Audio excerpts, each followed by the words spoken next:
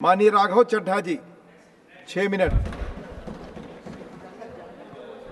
Sir, क्योंकि मैं सदन का सबसे युवा सदस्य हूं, मैं अपना दायित्व और अपनी जिम्मेदारी नहीं निभाऊंगा अगर मैं आज इस देश के युवाओं का सबसे ज्वलंत मुद्दा जो है उसे ना उठाऊं।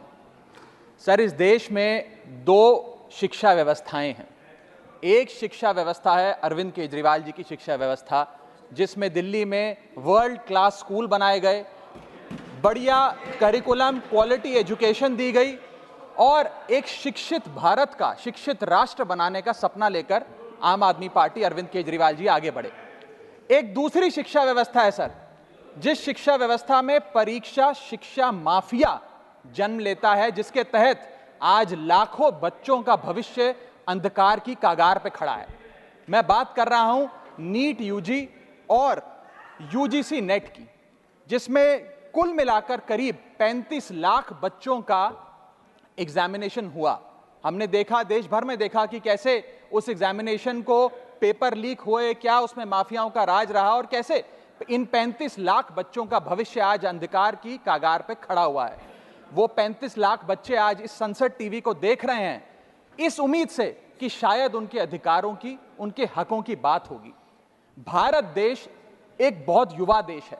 भारत की 65% आबादी 35 साल से कम आयु की है। मैं आपको बताना चाहूंगा कि इस दुनिया के सबसे युवा देशों में भारत आता है, जहां जापान की पॉपुलेशन की औसत उम्र 50 साल है, इटली की 48 साल है, जर्मनी की 46 साल है, यूनाइटेड किंगडम की 40 साल है, चीन की 40 साल है।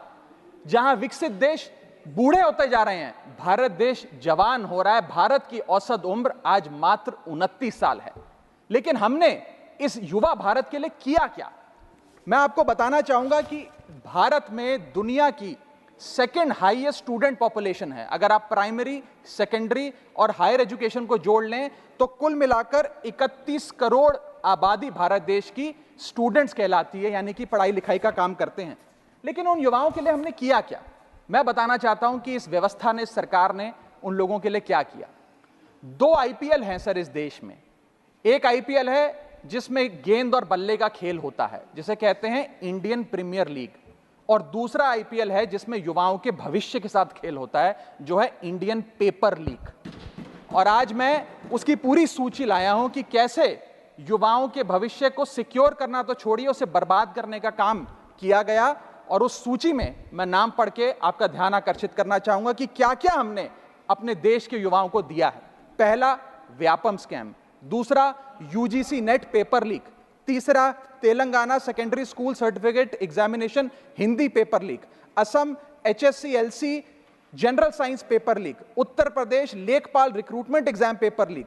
Rajasthan forest guard recruitment exam paper leak. Bihar public service commission exam paper leak. Gujarat head clerk exam paper leak. SSC CGL exam paper leak. UP TET exam paper leak. Rajasthan university paper leak. UP PSC paper leak. Maharashtra HSC exam chemistry paper leak. UP police constable qualifying exam paper leak. REET यानी कि Rajasthan eligibility examination for teachers paper leak. Haryana police constable exam paper leak. Himachal Pradesh police constable exam paper leak. Railway recruitment board group D exam paper leak. Orissa teacher eligibility test paper leak. Assam police recruitment exam paper leak. Bihar board का 10वीं कक्षा का भी examination paper leak. Telangana SSC exam paper leak. Karnataka SSC-LC exam paper leak.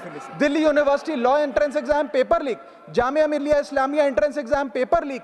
UP board exam mathematics और bio का paper leak. Rajasthan teacher recruitment exam paper leak. और इस साल का नीट का 2024 का पेपर लीक। माननीय राघव चड्ढा जी, ये ऑथेंटिकेट करके आप यहाँ मैं दूंगा सर, सारी रिपोर्ट दूंगा। थैंक यू सर, आज हम अपने देश के युवाओं को एक अच्छी शिक्षा व्यवस्था नहीं दे पाए, नौकरियां नहीं दे पाए, बेरोजगारी चरम पर है, ऑर्गेनाइज सेक्टर की बेरोजगारी चरम पर है और अनऑर्गेनाइज सेक्टर की तो आंकड़ों की क्या बात करी जाए। सर मैं इन स्टूडेंट्स की पीड़ा इसलिए भी समझता हूं क्योंकि मैं खुद स्टूडेंट रहा हूं।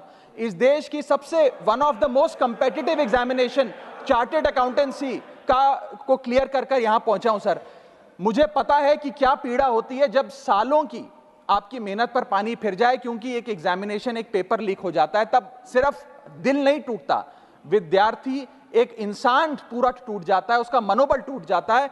आज उस मनोबल को हमें सबको मिलकर एड्रेस करने की आवश्यकता है। और आज मैं उन युवाओं की ओर से नीट से संबंधित उन 35 लाख स्टूडेंट्स की ओर से सरकार से 5 सवाल पूछना चाहूंगा। और वो पूछने से पहले ये बताना चाहूंगा कि एनटीए, जो जिसे नेशनल टेस्टिंग एजेंसी का नाम देके जिसका गठन किया गया था कि वो युवाओं के भविष्य के लिए कुछ कारगर कदम उठाएगी, एक ट्रांसपेरेंसी से एग्जामिनेशन कराएगी, उस एनटीए का फुल फॉर्म आज नो ट्रस्ट एनीमोर हो गया है।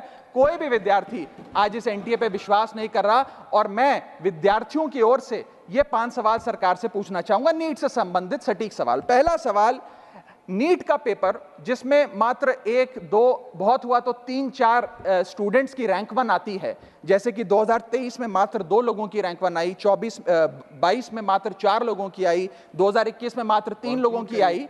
जब इतने कम स्टूडेंट्स की रैंक 1 आती है, तो इस साल 2024 के नीट के पेपर में कैसे 67 बच्चों की रैंक 1 आ गई, जबकि फैकल्टी और टीचर्स ये मानते हैं कि बहुत मुश्किल पेपर था। सर मेरी पार्टी का समय बचा हुआ है सर, प्लीज मेरे को 2-3 मिनट दे दीजिए। नहीं सर, 4 मिनट 5 मिनट भी नहीं हुए सर, वक्त दे दीजिए please. Conclude with in sir, 1 minute conclude, otherwise I will move.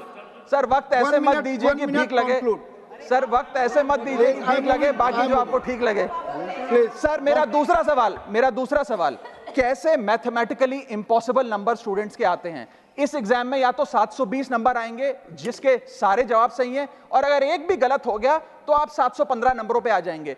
इस 715 और 720 के बीच में किसी के नंबर नहीं आ सकते। लेकिन इस बार ग्रेस मार्क्स देकर 717, 718, 719। और आखिरी सवाल, मेरा आखिरी सवाल, मैं समाप्त कर रहा हूं सर। इस बार जो इस नीट एग्जाम के नतीजे 14 जून को आने थे, उसको 10 दिन पहले कर दिया गया। हम देखते हैं कि नतीजों में देरी अक्सर होती है, लेकिन 10 दिन पहले चुनावों के शोर के नतीजों के शोर में 4 जून को नीट एग्जाम के नतीजे लाए गए। क्या मकसद था? क्या माननीय सांसद, धन्यवाद सभापति महोदय। मान्यवर सांसद जी ने जो ग्रुप डी एग्जाम रेलवे के बारे में कहा है, वो फैक्चुअली इन्होंने इनकरेक्ट कहा है, सदन को मिसलीड कर रहे हैं। मैं फैक्चुअल पोजीशन आपको बना देता हूं। Group D exam sir, group D exam 191 cities, 551 centre, 99 shift, 33 days, 15 languages में हुआ। 1,11,00,000 एप्लीकेंट्स ने एग्जाम दिया, और बिना कोई कहीं पर एक भी सिंगल शिकायत के टोटल रेलवे ने 1.5 लाख लोगों को अपॉइंटमेंट दिया है। और ये कृपया अपना विड्रॉ करें अथवा एक्सपंज किया जाए। चेयर हैज ऑलरेडी डायरेक्टेड कि ऑथेंटिकेट करके देंगे। प्लीज आप ऑथेंटिकेट करके देंगे। You have raised, minister has replied, no I am it's not debate sir, no debate. You have raised the point, he has clarified it. No, आप writing में दे दीजिएगा। I have already told it, authenticate please. No.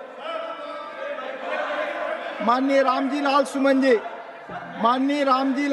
Ji,